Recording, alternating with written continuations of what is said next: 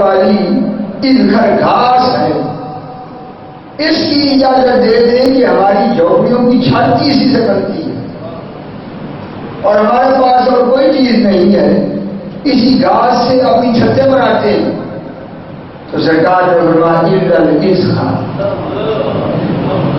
ٹھیک ہے یہ تم کاٹ سکتے ہو. تو کتنے اختیار اللہ نے دیا ہے، کتنے اللہ تعالیٰ نے احکام کیا اختیار اپنے محبوب کو تفویض کیا. حضور خود فرما رہے ہیں کاٹنا حرام ہے اور پھر انہی کی التجا پر فرما رہے ہیں کہ کاٹ لو.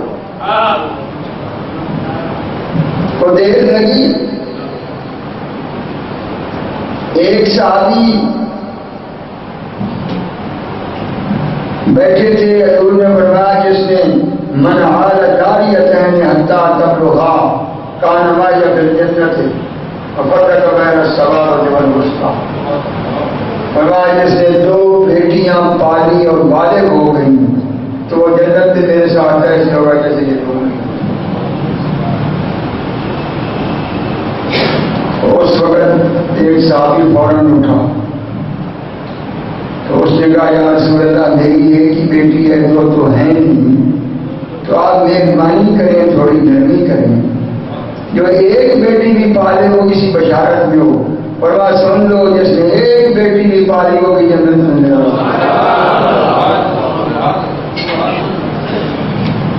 تو شریعت زبان مصطفیٰ کا نام. اللہ تعالیٰ نے یہ نہیں کہ ساتھ ساتھ فرمایا میں تمہیں اختیار دوں گا. رب نے یار کو بھیجا ہے سنوار کر شانیں دے کر، اور جب شانیں پڑ کر دی ہیں پھر کہا ہے کہ اب امت کی طرف جاؤ. یہ سب کچھ پہلے ہو چکا ہے. جب بھیجا تو انا ارسلناک شاہدا ومبشرا ونذیرا وداعیا الی اللہ باذنہ وسراجا منیرا.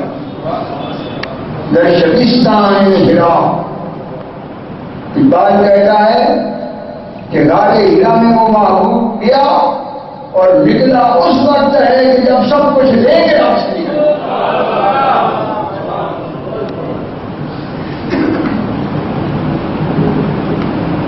یہ تھی کعبہ کی حرمت اور شان، اور ساتھ یہ بھی ہے کہ اگر وہاں کسی نے برائی کا ارادہ کیا تو 1,00,000 برائی کی جائے. اگر نیکی 1,00,000 ہے تو وہاں برائی بھی 1,00,000 ہے. یہاں برائی کا ارادہ کر کے برائی نہ کرے تو نیکی بھی کی جاتی ہے. حرم شریف میں اگر ارادہ ہی کر لیا تو ایک برائی کرے اس کو سزا ہو. وَمَن يُرِدْ فِيهِ بِإِلْحَادٍ بِظُلْمٍ نُذِقْهُ مِنْ عَذَابٍ السَّعِيرٍ. جس نے حرم اور حدود حرم میں ارادہ ہی کیا، قرآن کہتا ہم اس کو دردناک عذاب چکھائیں گے.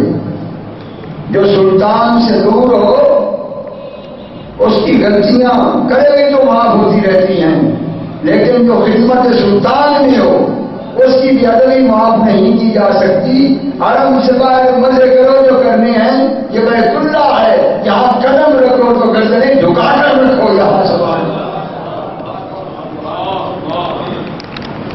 وما كان لهم ان يدخلوها الا خائفين. شان یہ ہے کہ جب بھی کوئی اس پہ داخل ہو تو خوف اس پر ڈالو. حرمین شریفین نقطہ اتحاد بین المسلمین سب کے لیے نقطہ ہے. کتنی دنیا ہے کہ روک کر رہی ہے. اگر مجھ سے پوچھو تو کعبہ کو وہی شان نصیب ہوئی ہے جو حضرت آدم کو اس سے پہلے نہیں ہوئی.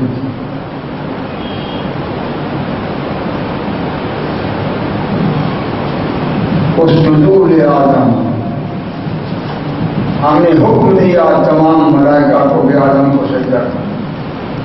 پتہ ہے وہ سجدہ کیسے ہوا تھا؟ سجدہ تو ہوا، یہ سارے جانتے ہیں، مگر وہ سجدہ کیسے ہوا تھا کہ جس طرح کعبہ درمیان میں ہے اور وہاں اگر کسی نے جا کر دیکھا ہے کہ ادھر والوں کے رخ کعبے کی طرف، دائیں والوں کے رخ کعبہ کی طرف، ادھر والوں کے رخ کعبہ کی طرف اور ان کے رخ کعبہ کی طرف، حضرت آدم درمیان میں تھے اور چاروں سمتوں سے حضرت آدم کو سجدہ ہو رہا تھا، وہی منظر جو سجدہ آدم کا ہے وہی منظر کا قبلہ کو اہل نظر قبلہ نما کر، اور اتنا بڑا سجدہ کبھی کسی کو نہیں ہوا حضرت آدم کو، پتہ نہیں فرشتوں کے کتنی تعداد ہے، وما یعلم جنود ربک الا ہو، تیرے رب کے لشکروں کی تعداد رب ہی جانتا، ایک بھی غیر حاضر نہیں تھا جس نے سجدہ نہ کیا۔ فسجد الملائکۃ کلھم اجمعین، تمام فرشتوں نے گر کر سجدہ کیا، کوئی یہ نہ سمجھ لے کہ انہوں نے وہاں سے یوں کر دیا، وہ تعویل نہ کر لے، گر کر اکٹھا سجدہ کیا۔ اس دن کسی کی جو بھی ڈیوٹی تھی سب آپ ہو گئی تھی، کوئی ڈیوٹی نہیں تھی، اس دن ڈیوٹی تھی کہ فقط آدم کو سجدہ کرو۔ تو اب فرشتے کوئی رکوع میں ہے قیامت تک رہے گا، جو سجدے میں ہے قیامت تک سجدے میں رہے گا، جو قیام میں ہے قیامت تک قیام میں رہے گا، لیکن رب نے حضرت آدم کو جو سجدہ دینے کا حکم دیا تو وہ سارے فارغ ہو گئے تھے، ورنہ اسجدوا لآدم کہ آج سجدہ کرو آدم علیہ السلام کو، اور اللہ تعالیٰ کو یہ منظر بڑا محبوب ہے۔ سیدنا شیخ عبد القادر جیلانی کے متعلق منسوب ہے بنیت الطالبین، میں نہیں کہہ سکتا ان کی تصنیف ہے یا نہیں واللہ اعلم، لیکن جو بھی صاحب ہے عالم آدمی جس نے یہ کتاب لکھی ہے، تو کہتے ہیں کہ اللہ تعالیٰ کو یہ منظر بڑا پسند ہے کہ درمیان میں آدم ہے اور ارد گرد پوری انسانیت دائرے کے اندر آدم کو سجدہ کر رہے ہیں۔ تو اللہ تعالیٰ نے دنیا میں بھی اس کو بڑا پسند کیا کہ درمیان میں نبی ہے اور ارد گرد اس کے غلام بیٹھے ہوئے ہیں۔ وہی منظر جو قیامت میں تھا وہی منظر اللہ تعالیٰ نے یہاں بھی قائم کر دیا، اور وہاں بھی سجدہ آدم کو تو نہیں تھا، آدم تو پہلی تھے، آپ نے کہا تھا لولا علما خلقتک کا، اے آدم اگر یہ حسین ہوتی میں تجھے پیدا ہی نہ کرتا۔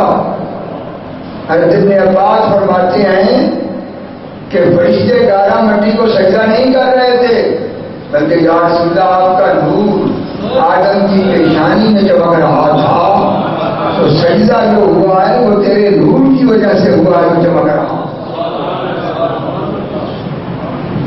تو فرشتے گر کر سجدہ کریں اور مشرک نہ بنیں، اور ہم یار کا نام سن کر چوم کر آنکھوں پہ رکھیں، تو یہ تعظیم زیادہ ہے یا وہ تعظیم زیادہ؟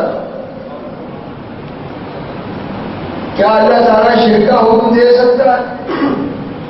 میرا اس شرک کا اپنا عقیدہ ہے، میں نہیں ظاہر کرتا، کیونکہ مجھے پتا ہے کہ مولویوں کی بندوقیں میری طرف کر جائیں۔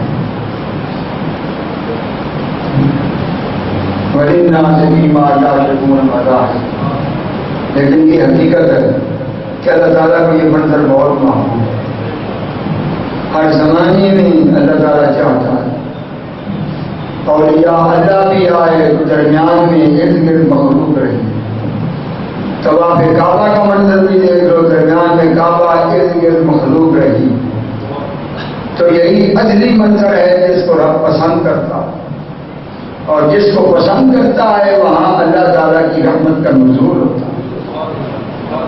جہاں نزول رحمت ہوتا ہے وہاں دلوں کو سکون ملتا، اس لیے کہیں سکون نہیں ملتا جب تک ان اللہ والوں کی سنگت میں نہ ہو۔ جتنی مرضی کوشش کر لیں کہ فلاں ڈاکٹر کی کتاب ہے بڑا علامہ ہے، یہ فلاں کی کتاب ہے،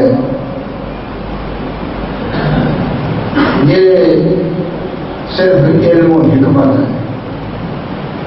اور رومی کہتے ہیں کہ اے بے خبر ان پڑھ آدمی، دین کتابوں میں نہ ڈھونڈ، کتابوں میں علم و حکمت ہے، دین ملتا ہے نگاہ ولی سے۔ دیمجو اندر کتب ہے بے خبر، علم و حکمت در کتب دین از نظر۔ کوئی ایک مثال پیش کر سکتے ہو کہ کوئی ولی بن گیا ہو اور کسی ولی کی صحبت میں نہ بیٹھا ہو؟ پوری ہوئی زمین کا کوئی ایک مثال؟ مولوی بن سکتا ہے، ڈاکٹر صاحب بن سکتا ہے، مفتی صاحب بن سکتا ہے، قاضی صاحب بن سکتا ہے، اس سے بڑی کو بلا بن سکتا ہے، لیکن جو ولایت خاصہ ہے وہ رب انہی کو دیتا ہے جو ولیوں کی سنگت میں بیٹھے۔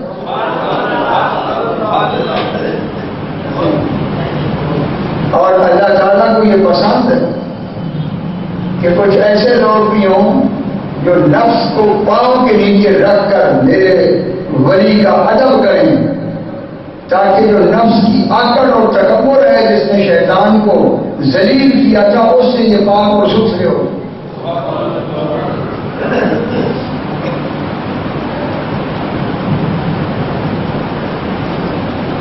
امیر خسرو حضرت محبوب الہی کا غلام ہے، تو ان لوگوں کے قول پڑھنے والے بھی اٹھ گئے اور تصویر کرنے والے بھی۔ آپ فرماتے ہیں کہ خسرو بلند شدی در طریق عشق، کہ خسرو تجھے مبارک ہو کہ تم طریق عشق کی آخری بلندی کو ٹچ کر گیا۔ خسرو بلند شدی در طریق عشق، یعنی ببوس آئے سرانش رسیدائی، تو اس لیے طریقے عشق کی بلندی کو ٹچ کر گیا کہ تو نے اپنے پیر کی گلی کے کتے کو پاؤں چوم لیے۔ کون نفس ہے جس کی یہ اصلاح؟ یہ کہتے تھے بھائی کتے کے ساتھ مثال دے دی تو کتا 1000 درجے تو اس سے بہتر نہیں اگر صاحب صبح کے ساتھ جائے اور تو ابو جہل کے ساتھ جہنم میں جائے، تو کتا اچھا ہوا یا انسان اچھا ہوا؟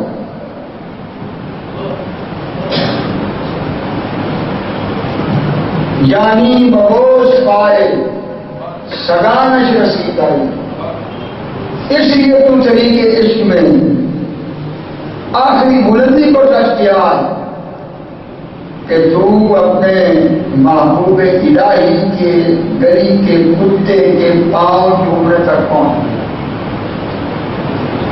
اب بتائیں یہ کو ماننے والا ہے؟ آپ بیٹھے تھے، ہزار عام مرید بیٹھے تھے، تو ایک دفعہ اٹھ کر کھڑے ہوئے، پھر دوسری دفعہ اٹھ کر کھڑے ہوئے۔ مریدین نے کہا کہ حضور آپ کس کے لیے کھڑے ہوتے ہیں؟ ہمیں نظر تو کوئی نہیں آتا جس کے لیے آپ کھڑے ہوتے ہیں۔ فرمایا حضور فرید الدین گنج شکر کی گلی میں ایک کتا تھا اور یہ کتا اس سے ملتا جلتا،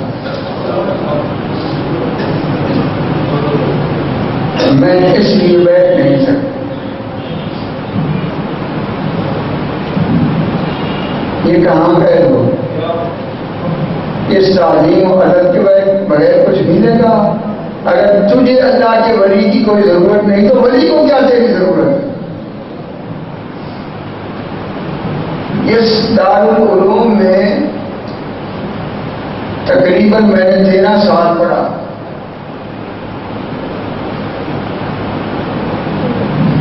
وہاں حافظ میاں عبد الغفور رحمت اللہ علیہ، جنہوں نے اس گاؤں کے کسی بچے کو نہیں چھوڑا، ہر گھر کے بچے کو حافظ کیا۔ بہت بڑے ولی کامل تھے، حضرت کی سیال کے خلیفہ تھے۔ تو رات ان لوگوں کا اپنا حجرہ ہوتا ہے، جس وقت اٹھے اللہ اللہ کرتے ہیں۔ تو مہمان خاص آ گیا تو آپ کو اسے ساتھ سنانا پڑا۔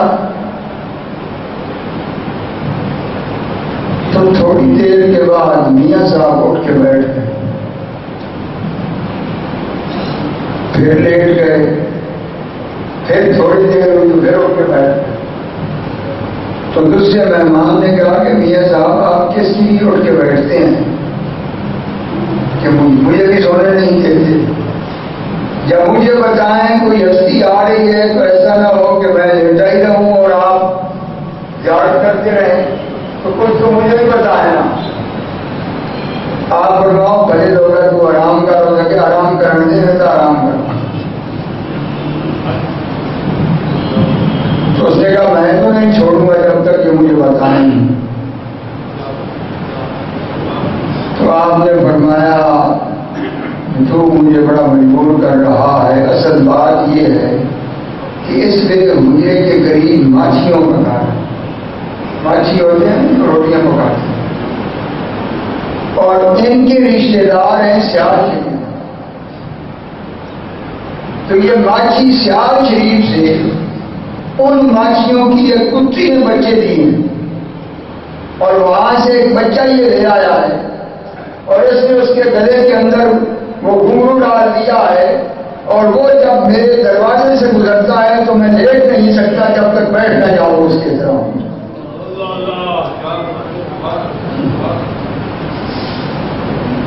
یہ کو باتیں ہیں جو اس دور میں کرنی ہیں۔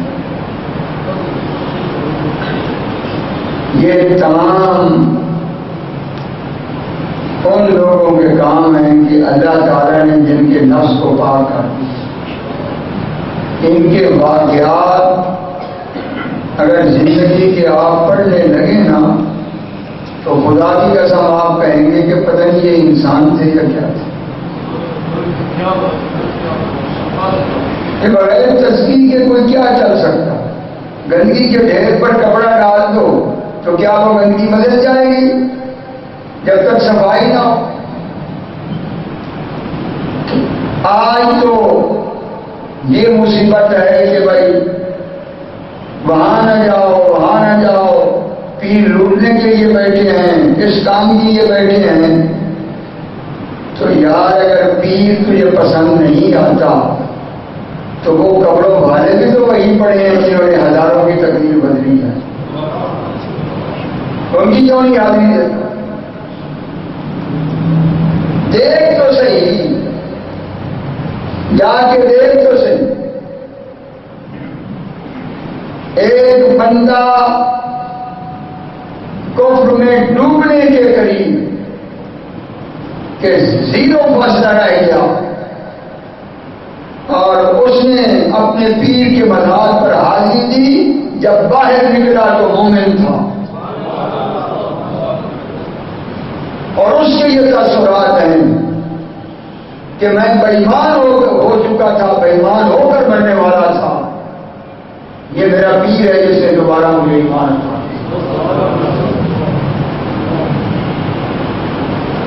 حضرت پیر سیال کے غلام تھے ڈیرہ غازی خان کے، بڑے سچے غلام تھے۔ تو ان کو شیطان نے بتلا دیا کہ تو اب کامل ہو گیا، تجھے کسی چیز کی ضرورت نہیں ہے، کبھی ایک چیز کا حکم کرتا، کبھی نماز پڑھنے کی کوئی ضرورت نہیں۔ آخر میں اس نے کہا کہ میں رب تمہیں حکم دے رہا ہوں کہ حضرت خلیل اللہ کی سنت ادا کر اور اپنے آپ کو قتل کر۔ اس نے چھرا تیز کر کے رات کے لیے رکھ لیا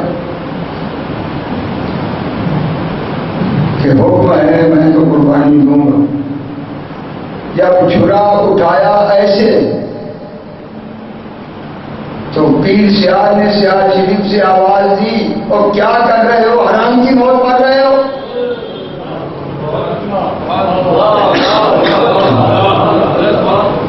حرام کی موت مر رہے ہو؟ اس وقت انہوں نے سمجھا کہ آواز تو کرتی،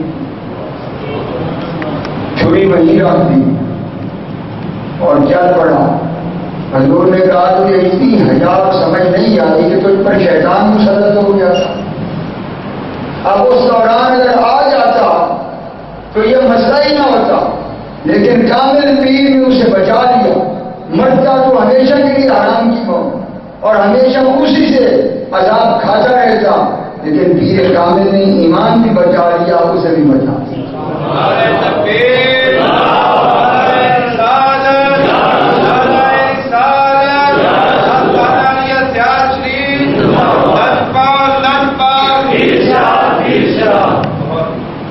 بھائیوں یہ قصے نہیں ہیں، یہ حقیقتیں ہیں، آپ آزما کے دیکھیں۔ ہمارے ساتھ تو روز یہ معاملات ہوتے رہتے ہیں۔ ایک دفعہ میں گڈی سی باندھ کر اپنے کاموں کی اپنے پیر کے مزار پہ گیا۔ یہ چیزیں بتانے کی تو نہیں ہوتی کہ آج عرض کروں گا یہ بھی کام ہو جائے، وہ بھی کام ہو جائے، وہ بھی کام ہو جائے۔ تو جب میں پہنچا تو میرے دل میں آواز آئی کہ صوفی تو معلوم اور مراد ہوتا ہے۔ وہ صوفی کیا جو مرادیں لے کے پھر رہا، اس کی مراد تو صرف اللہ، تو وہ تو معلوم اور مراد ہوتا، اس کی کوئی مراد ہی نہیں ہوتی، اس کی تو مراد ہی اللہ اور اس کا رسول ہے۔ تو وہ ساری گٹڑی کے وہیں کے وہیں جائے گئی، اور جو رخ تھا اسے پھیر کے رکھ دیا۔ تو یہ نہ سمجھیں کہ یہ دیکھ نہیں رہے، سن نہیں رہے، یہ اندر کو دیکھ رہے ہوتے ہیں۔ اور میں کہتا ہوں، میں نے اپنے پیر کو دیکھا ہے، پیر وہ نہیں جو مرید کی جیب پر نظر رکھے، پیر وہ ہے جو مرید کے دل پر نظر رکھے۔ اس کی بیماری کیا اور اس کا علاج کیا، یہ ذمہ داری ہے پیر کی۔ دشت پیر الغائے بام ہوتا ہے، دشت او جز قبضہ اللہ نے۔ اور آپ فرماتے ہیں کہ پیر کا ہاتھ 24 گھنٹے مرید کے سر پر۔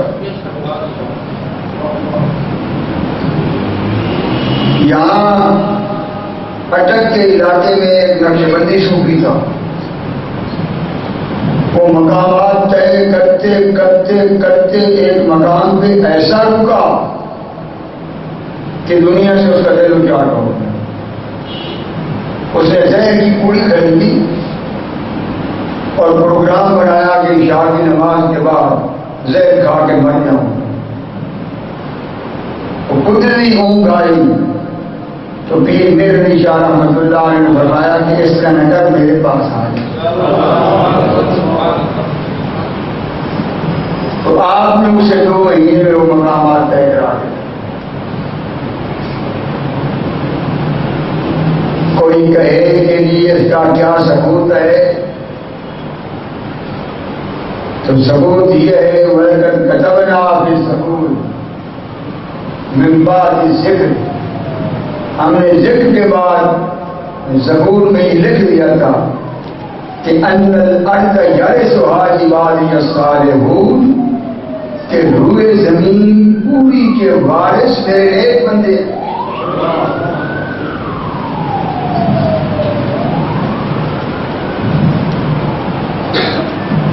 میں نے دیکھا ہے کہ یہاں سے لے کر پشاور تک کے علاقے 2 بزرگوں کے زیر سایہ جن کا تصرف ہے،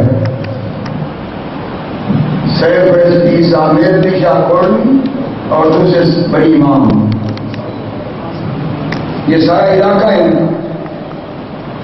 جب اللہ فرما رہا ہے کہ ان الارض، کہ روئے زمین میری ہے اور یرثها عبادی الصالحون، اور اس کے وارث میرے بندے ہیں، اور جس کو وراثت دے دی جائے اس کا حق نہیں تو کس کا حق ہے؟ اللہ تعالیٰ نے ان کو یہ ولایت دی ہی مخلوق کے نفع کے لیے. اور اس زمانے میں کوئی دلیل نہیں اللہ کے بعد لا شریک ہونے کی، کوئی دلیل نہیں حضور کے رسول ہونے کی. نہ کسی نے رب کو دیکھا ہے نہ نبی پاک کو دیکھا. اگر دلیل ہے تو بلی. بتاؤ کہ اجمیر کتنا بڑا ظلمت کر رہا تھا. کسی کی ضرورت تھی پتھورا راج پر محمد غوری نے کئی حملے کیے اور ہر بار شکست کھا کر واپس پلٹ. اتنی بلا تھی پتھورا راج. اور ایک ہستی نے جا کر وہاں 99 لاکھ 1 کروڑ کے برابر ہندوؤں کو کلمہ پڑھا دیا. یہ کوئی آسان ہے کہ کسی کے دل کو پلٹنا؟ جو کچھ موسیٰ علیہ السلام نے معجزات دکھائے تھے وہی کرامات آپ نے دکھائے. انہوں نے کہا یہاں ہمارے اونٹ بیٹھتے ہیں، آپ یہاں سے اٹھ جائیں. فرمایا چلو ہم اٹھ جاتے ہیں. تو یہ اونٹ بیٹھے رہے. دوسرے دن ڈنڈے مار کے اونٹ اٹھے ہی نہیں. پھر جا کر معافی مانگی. پھر کہا یہ پلیت ہیں مسلمان. جھیل تھی بہت بڑی کئی میلوں میں. اس زمانے سب اسی سے پانی پیتے تھے لیتے تھے جانوروں کے بھی کہ ان کو قریب نہ آئیں دو، یہ بھولو کرتے ہیں ہمارا پانی خراب کر دیتے ہیں. آپ نے اپنے درویش کو کہا کہ یہ میرا لوٹا لے جا اور جھیل سے بھر کے لے آ. اسے جب لوٹا ڈالا تو 25 میل کے ایریے کی جھیل کا پانی سارا لوٹے میں آ گیا.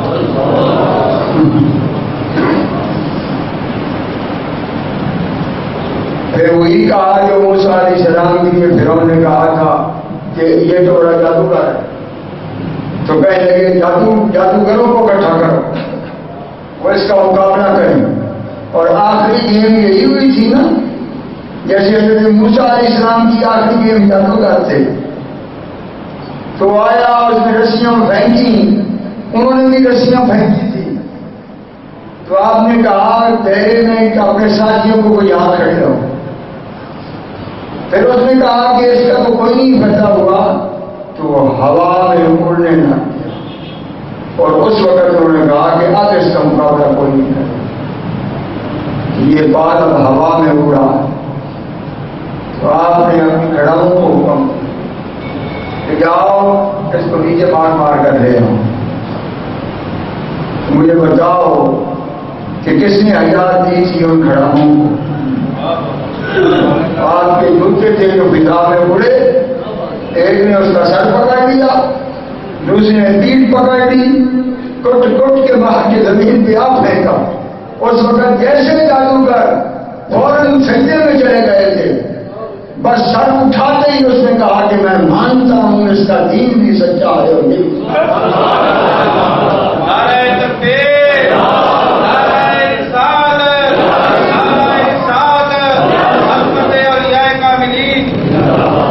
یہ اولیاء اللہ کی کرامات ہیں.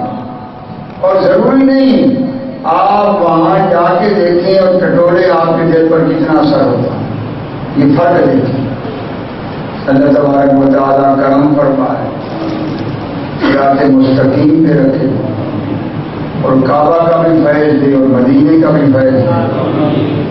تو یہی حج کی شانیں ہیں اور یہی حرمین کی شانیں ہیں. تو اللہ ان نسبتوں کو قائم رکھے. انہ علی کل شیء قدیر.